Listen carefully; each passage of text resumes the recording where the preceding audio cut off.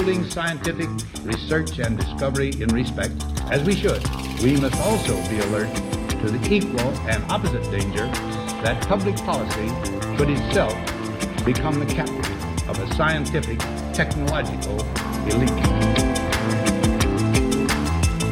We've signed a climate convention on the importance of economic instruments and free markets. Were included in this mammoth Agenda 21 document and the Rio Declaration. Let me be clear on one fundamental point. The United States fully intends to be the world's preeminent leader in protecting the global environment. Coming up, Technocracy News. And good morning, this is Patrick Wood for Technocracy News and Trends. Today is March 18, 2019. Tremendous story, scoop, breaking news today. The headline title, and this is all I'm going to talk about in this particular broadcast, is titled Fraud, Green New Deal, Plagiarized from a 2009 UN Environmental Program Report. This is absolutely stunning. I'm going to share this article with you, and I hope that you post it everywhere that you can and tell people what we have discovered. It's unmistakable. If you actually go and read this other 2009 report yourself, you'll see exactly what I'm talking about. But here's the essence of my article today posted. In a stunning revelation from a 2009 UN document called Rethinking the Economic Recovery, a Global Green New Deal. It is discovered that Alexandria Ocasio-Cortez Green New Deal is not a movement of the people at all, but rather a crafty creation of a small group of global elite working through the United Nations. This 144-page report was headed by Edward B. Barbier, a professor of economics and finance at the University of Wyoming at the time, but specifically prepared for the United Nations Environmental Program, or UNEP. Well, it was UNEP that sponsored the infamous 1992 Earth Summit in Rio de Janeiro that catalyzed the doctrine of sustainable development and introduced the Agenda 21 book labeled The Agenda for the 21st Century. UNEP has been at the root of every intellectually bankrupt scheme to flip the world into its resource-based economic system while driving a fatal nail into capitalism and free enterprise. In my books, Technocracy Rising and Technocracy, The Hard Road to World Order, I have extensively documented that sustainable development is nothing more than warmed-over technocracy from the 1930s. Barbier credits a number of people as important contributors to his paper, but two in particular ring a loud bell with Technocracy News. That is the Center for American Progress, or CAP, C-A-P, and the Peterson Institute for International Economics, or PIIE. Well, let's talk about the Center for American Progress just for a second. This was prominently featured in his credits in the beginning of his paper. CAP was founded by none other than John Podesta, a prominent member and operative of the Trilateral Commission. Podesta was the principal architect for the United States environmental policy for well over 2 decades. He served as Bill Clinton's chief of staff, special counselor to Barack Obama, and he was Hillary Clinton's 2016 campaign manager. In July 2002, the UN Secretary General appointed him, Podesta, to the high-level panel on post-2015 development agenda that created the text for the Paris Climate Agreement in 2015. No, this agreement was not created by the consortium of 185 or so nations. It was created by a very small group of people from this panel that John Podesta sat on, and he clearly was the strong man on the panel.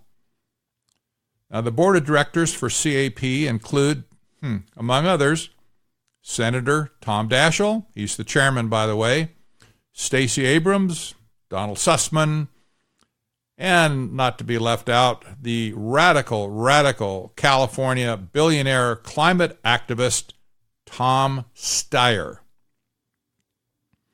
Now let's look at the Peterson Institute for International Economics. PIEE was founded by Peter G. Peterson. He died in 2018, by the way, a principal member of the Trilateral Commission for decades.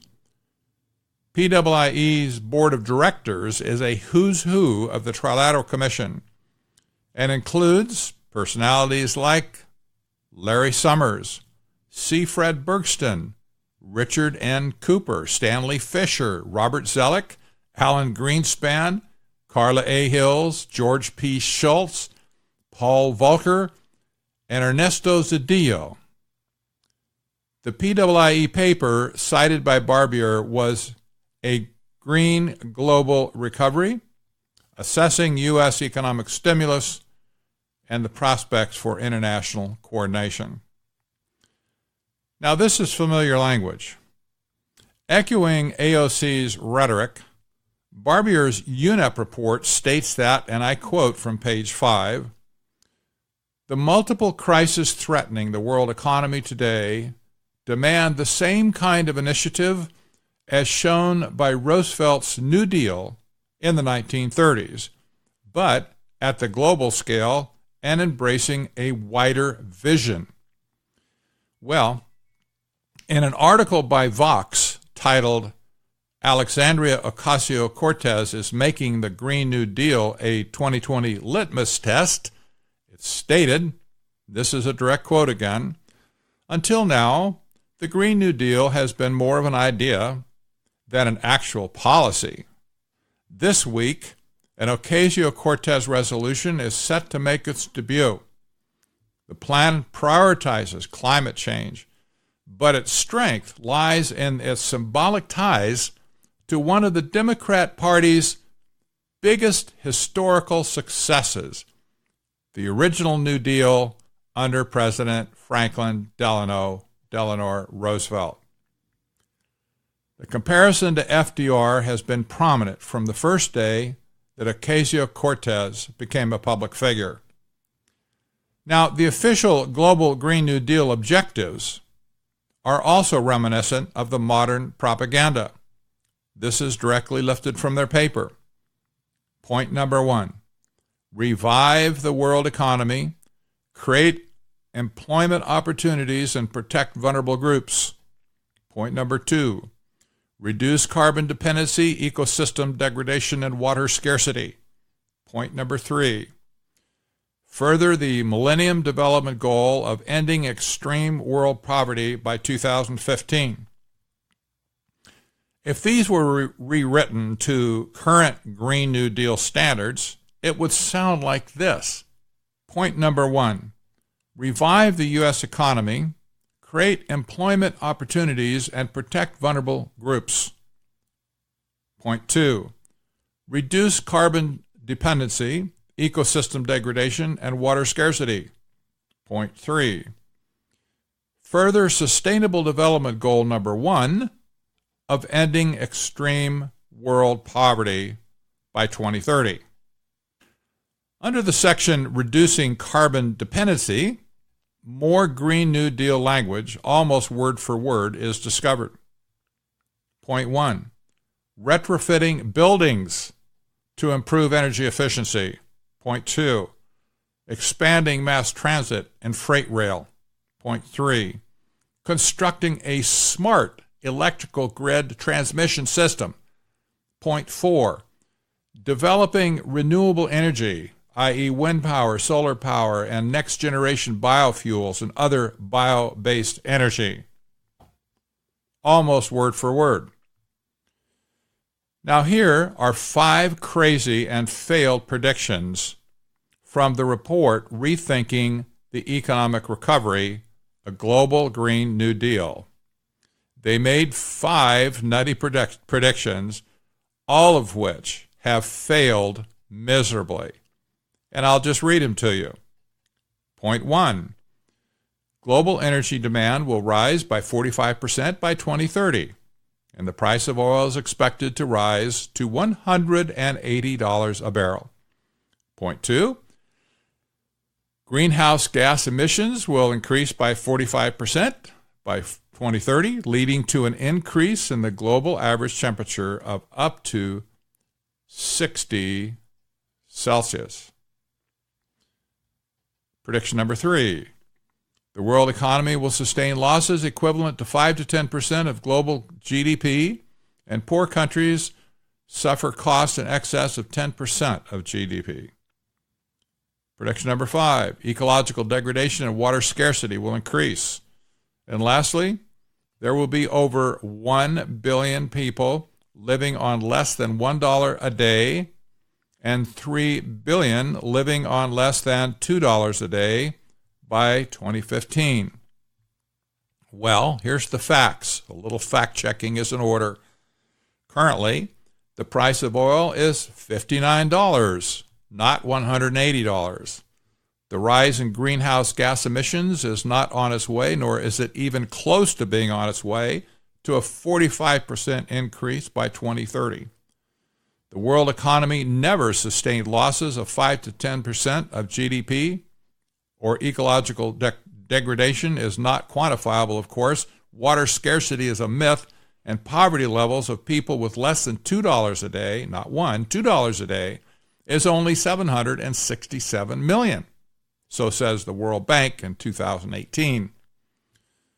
The predictions from the current iteration of the Green New Deal are just as crazy as the global Green New Deal from 2009. My conclusion? The modern creators of the Green New Deal claim that they developed all of this over a weekend. Oh, really?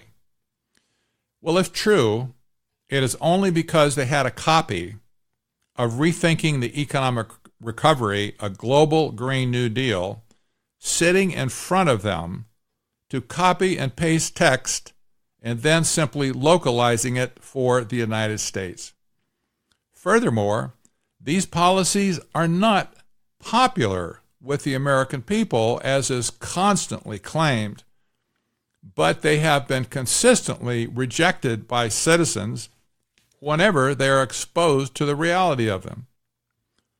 The Green New Deal is simply not a movement of the people, as is claimed, nor has it ever been.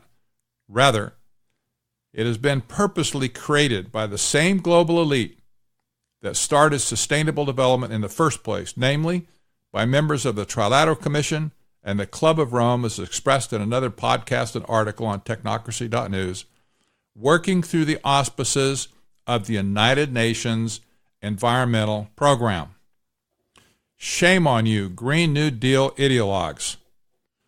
Plagiarism by any other name is still plagiarism. You will be rejected as certainly as the global elite has already been rejected by American citizens. I want to thank Dr. Willie Soon for forwarding this 2009 article to me, as originally highlighted in an email by Joseph Best of the Heartland Institute. Great discovery, guys. I totally missed that one, but now it's on the table for everybody to see.